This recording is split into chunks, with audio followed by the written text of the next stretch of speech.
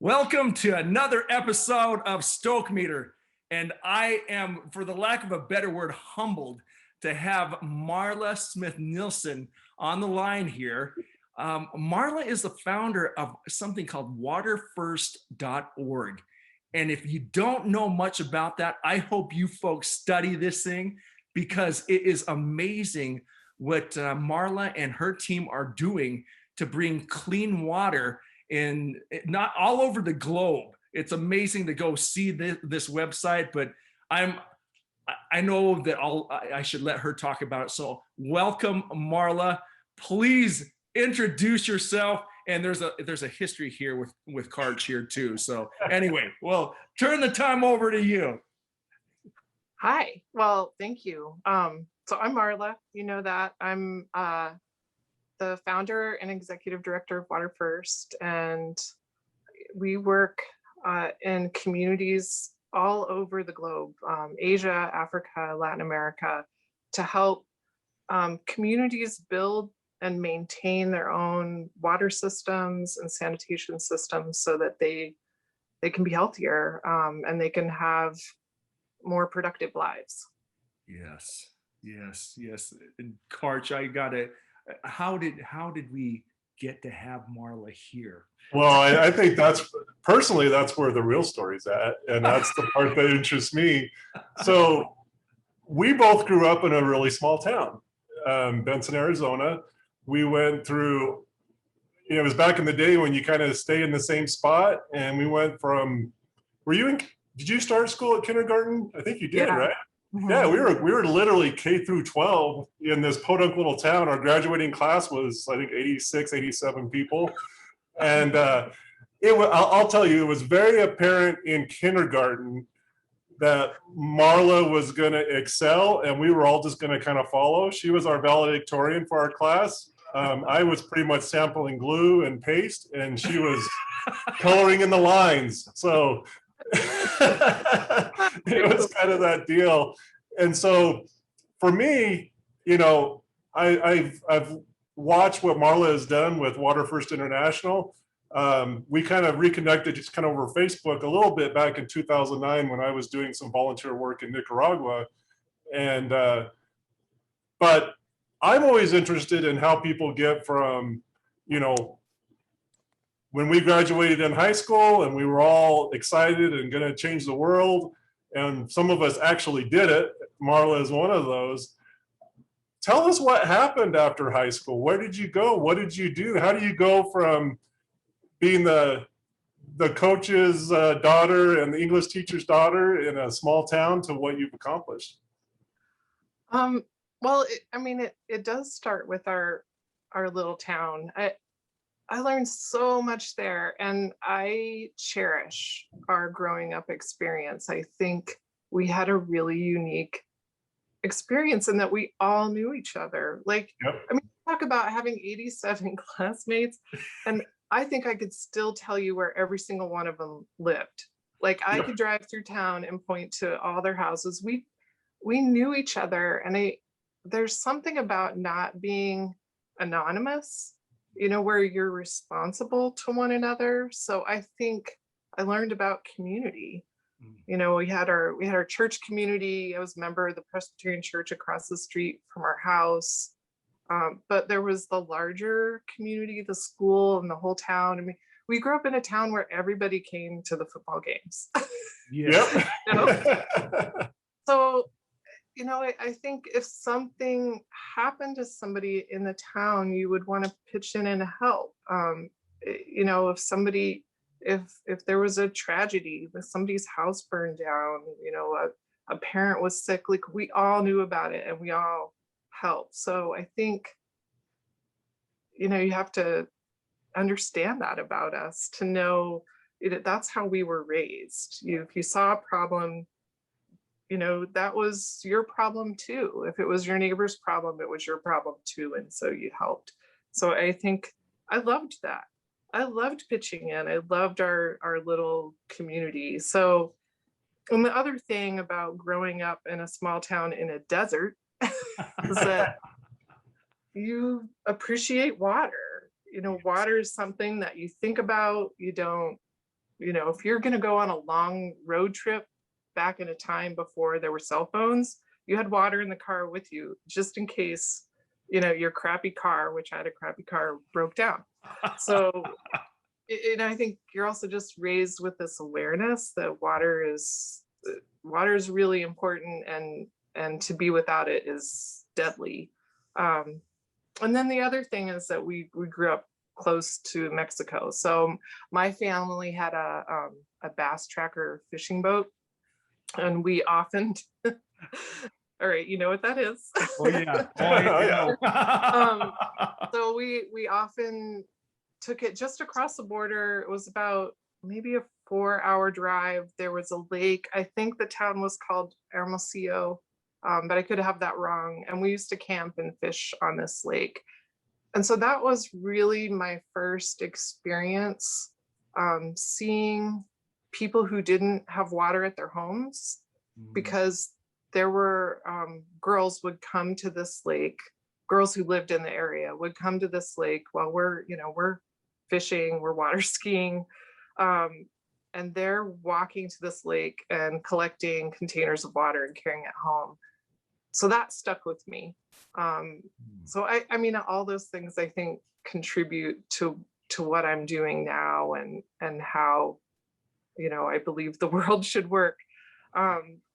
I never ever sat out to, you know, I didn't say to myself when I was 18, I'm going to start a nonprofit organization. It just evolves slowly over time. And so I went to the University of Arizona. I got a degree in civil engineering because I read through literally the entire University of Arizona course catalog. And I was like, piped water systems, like I just thought, yeah, I think I want to do that. Yeah. You know, thinking back to my growing up experience and these girls I had seen in Mexico, I still really didn't know what engineers did, but I got this degree and continued to study water systems. I had an opportunity to do some research in Honduras. And I think that was really where I got the idea about starting a nonprofit organization, because I actually went to communities where they needed water, came home from my first Honduras trip and thought, I'll just raise money for this one community. It was really fun. I really enjoyed talking to people about what I had seen and motivating them to give to one specific project. So that just kept going. That was in 1992, and I'm still doing it now. 1992. Well, I've got a ton of questions. I've read about you. I saw your TED Talk, and it qualifies of way stoked. And the reason why is you said a couple of things. I have some close African friends here in town. And it's one of the things they said, at least, and this is from a religious context, and they said, you know what I loved about coming to church is that it felt like a tribe. It felt like we were all together. It was something that we could share, and we shared it. I felt a sense of belonging. And so that really resonated with me when you were saying that. But also speaking with them, it's amazing how many things I take for granted on a day-to-day basis. And some of the things that you were speaking about in the TED Talk, when people are walking 4 hours away to get water.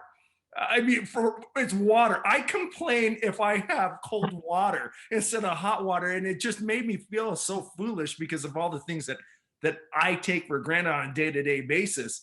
And just to understand where this water supply comes from a very non-sanitary place. And the one that was very touching to me is you were talking about Mari, I think it was her name. And she had the daughter that died of dysentery from the water that she had to go back and forth from.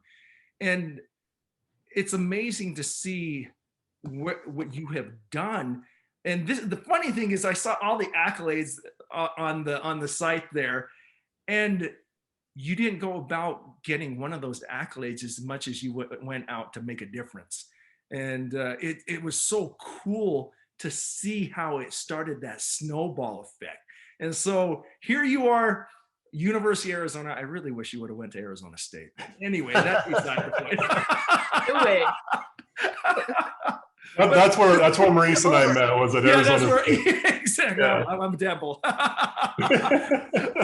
But with that being said, well, and talking about water, it's 100 degrees here today, and our AC isn't there, so I'm already thinking about water right now.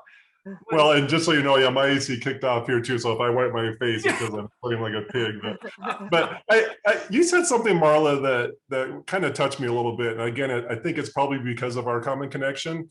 But growing up like we did was, again, especially for your trajectory and where you ended up going and the things that you started and now, you know, are continuing to do, you know, just that perspective of where we all kind of ended up together, like geographically, like you said, having Mexico so close. And I don't want to get any, you know, be controversial, but I remember there was an elderly man down in Cascabel, a Hispanic gentleman he was an old guy, and he would work all year long and then hike all the way down the San Pedro River back to Mexico to give money and support to his family. I mean, you just see some of these sacrifices that puts these things into perspective.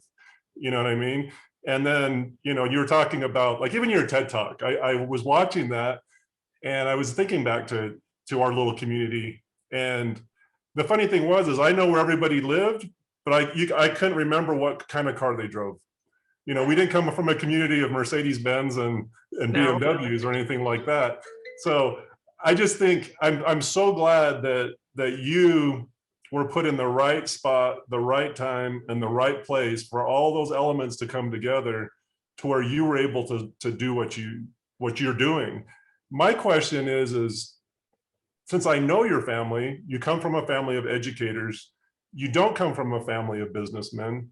How do you go from, like, I've got this idea, to building what you did? That couldn't have been easy. That wasn't your background. Yes. Maybe we'd be bigger if I had a different background. I don't know. I mean, I think in some way, I mean, in a lot of ways, my background benefited me, you know, coming from teachers, you know, you're really committed to empowering others. I mean, that's really what teachers do. They you know, empower their classrooms every single day without expecting anything in return. You know, they're not at the center, their students are at the center. So I was raised with that perspective and that expectation that this isn't about me. It's about, you know, it's about everyone else and how I can be, you know, part of the team, how I can play my role. So, you know, I think that benefited me a lot, actually, because it's really hard work to run a nonprofit organization. Oh, yes. And I had expectations to be, I don't know, to be rewarded for that. Then I would have probably quit by now. I don't know how to say it. Like, I don't want to say that that I'm not appreciated, because I'm just not in it for that. I'm in it for the impact. And I'm in it for the long term impact of other people. It just has nothing to do with me. So I think I was definitely raised by the right people to have that perspective. And I think also, being an engineer, I'm a problem solver. And I can break up these giant problems. And when you take a problem like this, that it impacts literally half the world's population, it would be easy to be overwhelmed by that. But I think, you know, my brain kind of breaks it up into pieces, and I think about what I can do, where I fit in, and what skills I can bring. So while I might not have the business background, I definitely had the problem solving background. So there are a lot of things about our organization that are apparent to me now, that show that we were founded and run by an engineer. But it has Summer- personal elements though to it as well.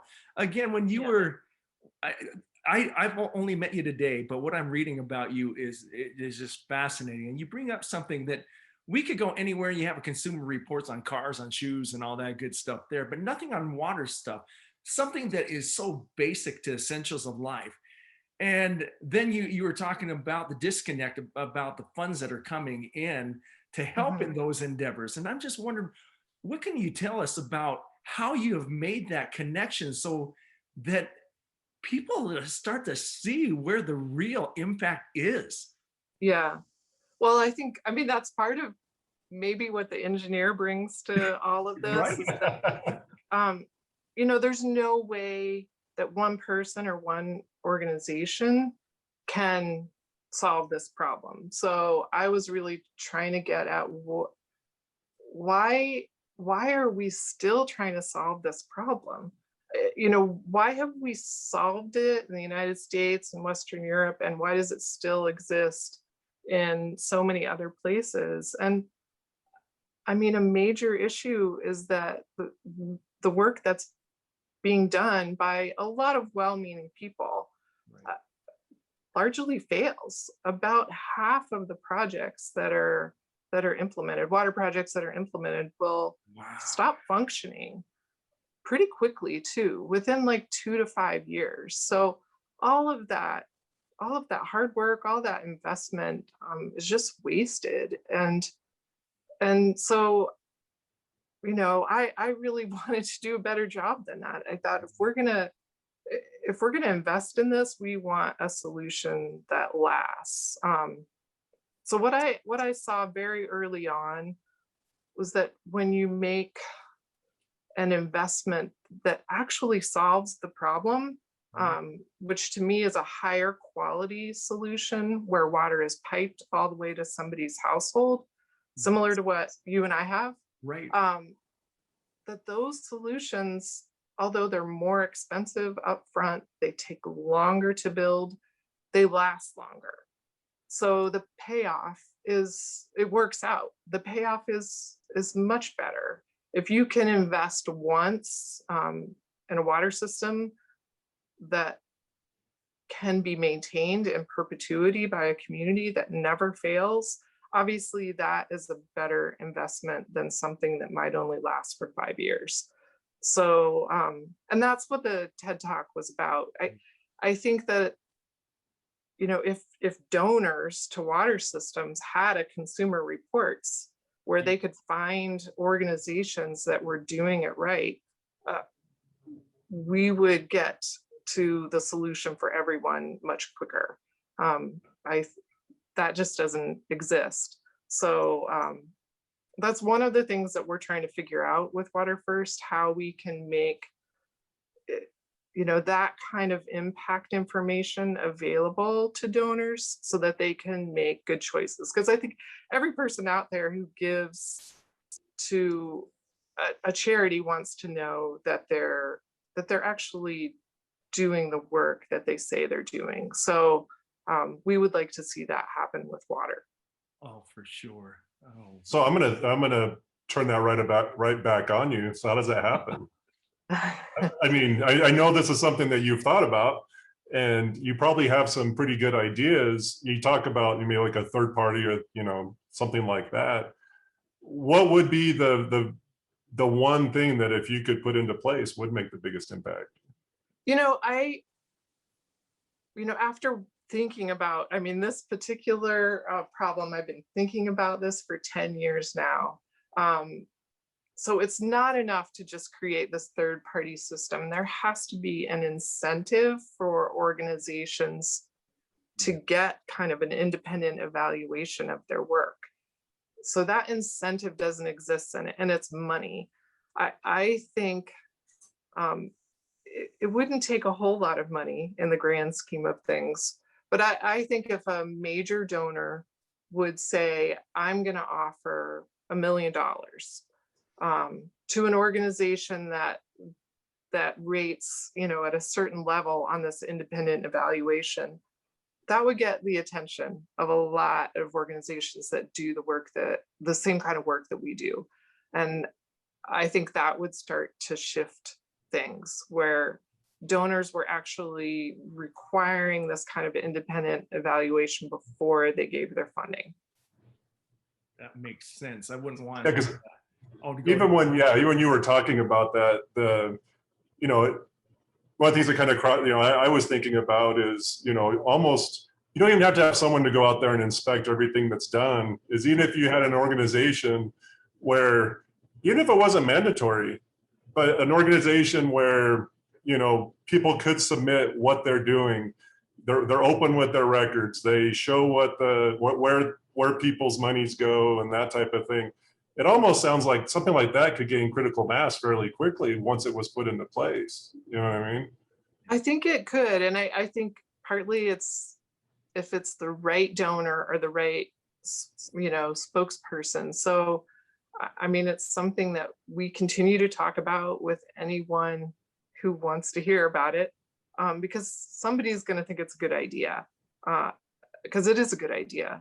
And it's been proven to work in other sectors. I mean, we have, fair trade organizations. There are other examples like that where industries have sort of self-regulated in order to show that they're doing something different or better from other organizations and companies within that industry. So, I'm not suggesting anything that's new or innovative. It's just not being done for water. So outside of your industry, who's doing it right? Can you think of, like, if you had to plug a model from some other industry that kind of has that oversight or that in place, who's doing it right? That you think of? The people that I've interviewed, as we were gathering data on implementing this kind of a system, were people who are working on like fair trade coffee, fair trade chocolate. So those are organizations that want to have a standard for what is fair trade on their brands. But it's not required by anybody. There's no law that says do it. It's an independent evaluation. The accounting industry has an independent evaluation model. So, anybody who's a CPA and is an auditor, that is governed by an independent authority that kind of sets what those standards are. So, I think probably almost every industry out there has this kind of model. It just doesn't exist in the nonprofit. And isn't it interesting that exists for chocolate and coffee? But yeah, for the most important things. Yeah, they generate revenue. That's why. Doggone it, we got to change that.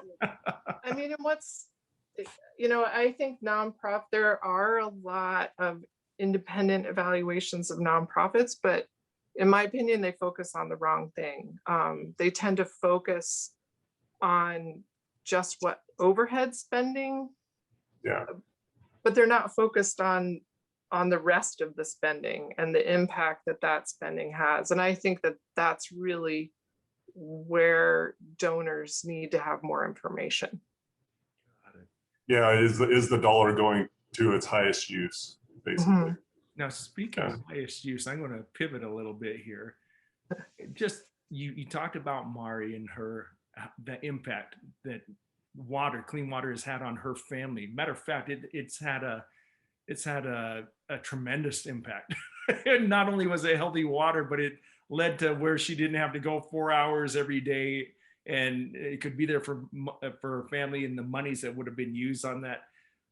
Just wondering, what are some of the other success stories? Because you've been there for so many years and across the board. What other amazing stories have you seen and been a part of? I mean, so we've now done projects in 3,500 different communities around the world, and 3,500. 35, it's a lot. Every single one of their stories is similar in that, you know, people start there before a project is done. The women in this community, because this is largely a problem that impacts women and girls, they are the people who are generally tasked with the job of going to collect water. So they wake up, the first thing that they think about when they wake up in the morning is water. And where do I get this water? You know, how far am I going to have to walk? So they spend their days with, you know, this arduous task. Water is really heavy, like it's physically really hard. It prevents them from participating in other activities like going to school or earning an income or just having rest time. So when a project is done, the transformations are all over the place. There's the immediate. It's pretty frequent that when we go to like a ribbon cutting ceremony, that the women will tell me how excited they are to be able to take a bath at their house. Ah, it's so awesome. Yeah. I mean, the dignity, the privacy, we all like to be clean.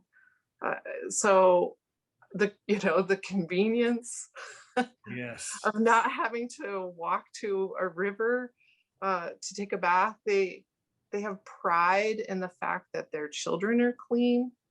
This is really, really important to, I think, all parents, that their kids show up at school and they look clean. Yes. Yeah. So, you know, those are like the immediate things that I hear from people. The more long-term impacts I hear are from school teachers who say that children are more consistently coming to school. They're learning more. So even the kids that were able to come to school, they might be a little bit sick because their water was dirty. Yeah. Well, now they're not sick. So they're able to focus more, they're participating more, they're doing better in school. And, you know, obviously there's huge long-term impacts with children being better educated. You know, they tend to marry later. They tend to want to make sure that their own children are then educated. They're better participants in the community. I think that politicians are a lot less likely to cheat the people who are in the communities where we've worked because they have an education. Yes. So, and then obviously there's the long-term impacts that I told in the story with Mari Tuji, that her family was spending money. They were taking out loans and selling oxen to pay for treatment of diarrhea. So when you aren't having to do this and instead you're able to invest in your family's future, that pays off. Yeah. So I hear people talking about investments that they've made in starting a small business or about running for local political office. You know, it's hard to describe how transformative these projects are. They literally impact every single second of somebody's life. Wow. You may say that there's a massive ripple effect, excuse the pun. Yes. No, it really is. It really is. There's something that all of us probably learned, Maslow's hierarchy of needs back in undergrad, right? And you take care of the physiological needs and everything else kind of takes care of itself, because we don't have to worry about what we're eating, what we're drinking, all that good stuff. And this is a testament to it. The things that you're doing are just amazing. I mean, I'm looking at this at a whole different way. You know, I'm going to be preaching my kids tonight.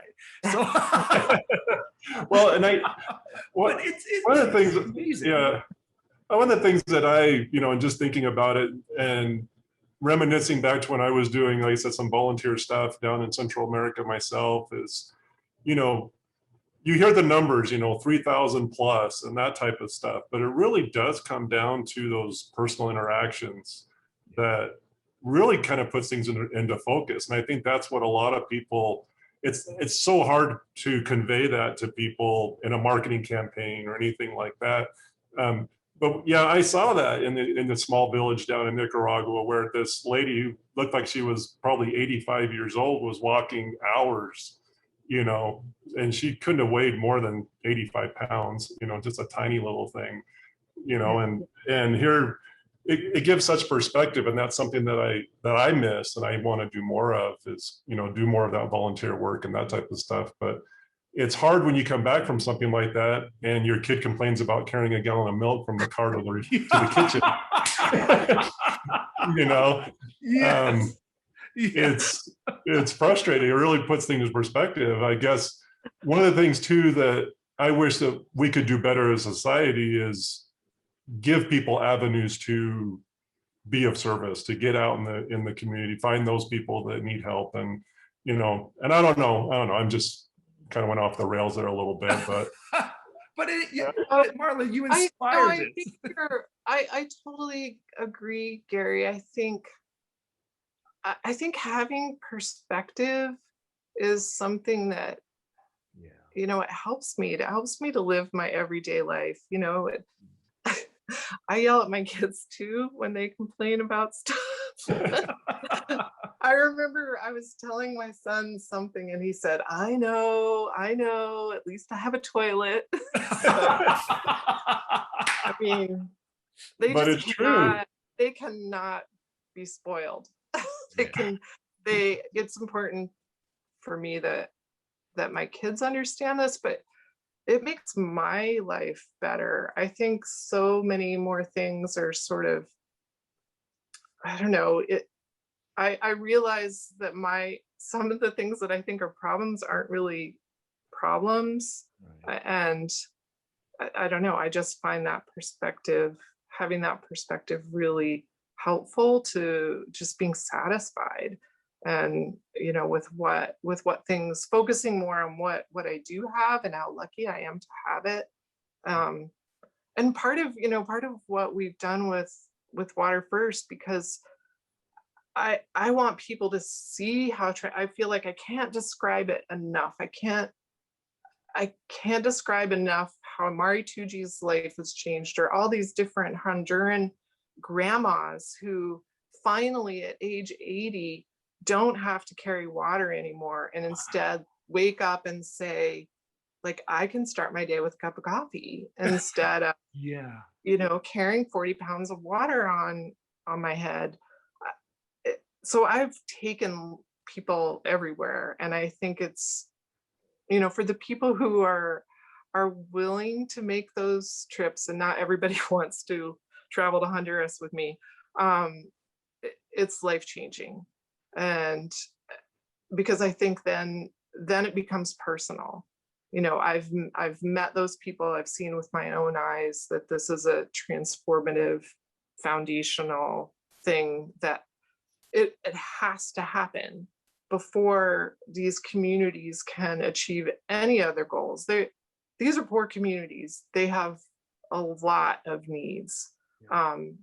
But we're never ever going to make progress on any of those other things until they have water and toilets in their houses. So true. So just real quick, Marla, if people want to donate or help, I assume they go to your website, probably the easiest way. Go to our website. We have a donate button like right at the top. All right, and then go ahead. I'm sorry.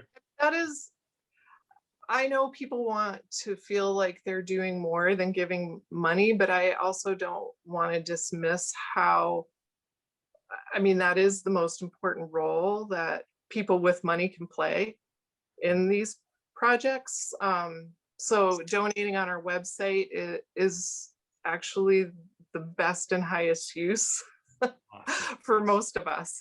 So I guess, and then my next question on top of that is what can people do in their local communities even if, whether it's with water or anything else, what have you seen that is the best way to increase awareness or to help, or what can people do on their community level? We have